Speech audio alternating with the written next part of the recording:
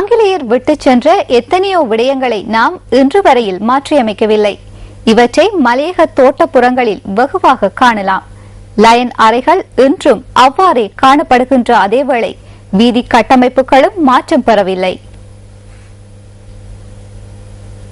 வெள்ளையர்கள் விட்டு சென்ற பல அம்சங்களை இன்றும் நாம் கைவிட எத்தனிப்பதில்லை.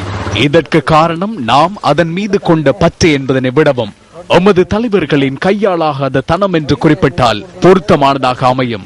இது ஆங்கிலேயர் காலத்தில் அமைக்கப்பட்ட புப்ரஸ் ஸ்டெலன்பர்க் தோட்டத்திற்கு செல்லும் பிரதான வீதி.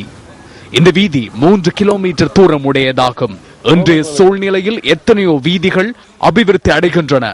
ஆனால் இந்த வீதி மாத்திரம் திருத்தப்படாமல் இருப்பது கவலை அளிக்கிறது. இதனால் பல இன்னல்களுக்கு மத்தியில் இந்த வீதியில் மக்கள் பயணிக்கின்றனர். என்னால் ஸ்கூல் பிள்ளைகள் வரது போகிறதுக்கு சரியான சிரமப்படுறாங்க. ஒரு பபா கிடைக்க இருந்துக்கு விட்டு வரேன்னா சரியான கஷ்டப்படுறோம். நாங்களும் மிச்ச ரோட்டு உடஞ்சி பஸ்கள் உடஞ்சி மிச்சம் கஷ்டப்படுறாங்க. இதுக்கு நீ ஒரு முடிவு எடுத்தாங்க. பாடசாலை மாணவர்கள், நோயாளிகள் என பலரும் இந்த வீதியை பயன்படுத்துகின்றனர். இந்த மக்களின் எதிர்பார்ப்புகள் எல்லாம் இந்த வீதியின் புனரமைப்பு மாத்திரம்தான். மக்களின் எதிர்பார்ப்புகளை உண்மையாக்க அதிகாரிகள் இனியும் தாமதிக்கலாமா? இப்போ 23 வயசாச்சு. ஆனால் இந்த ரோட்டு வரைக்கும் அப்படியே தான் இருக்கு. நாங்கள் பார்த்த காலத்துல இருந்து. ஆனால் இது வரைக்கும் யாரும் செஞ்சு கொடுக்க மாட்டேங்கிறாங்க. அரசியல்வாதி யாருமே இந்த செஞ்சதில்லை. ஆனால் எல்லாம் மீட்டிங் போடுவாங்க, கதைப்பாங்க, செய்வோன்ட்டு. ஆனால் ஒன்றும் இந்த ரோட்டில் செஞ்சதில்லை. காலம் காலமாக மலையக மக்களுக்கு ஏமாற்றங்களை பரிசாக தந்த அதிகாரிகளின் பார்வை இந்த வீதியின் மீது படுமா?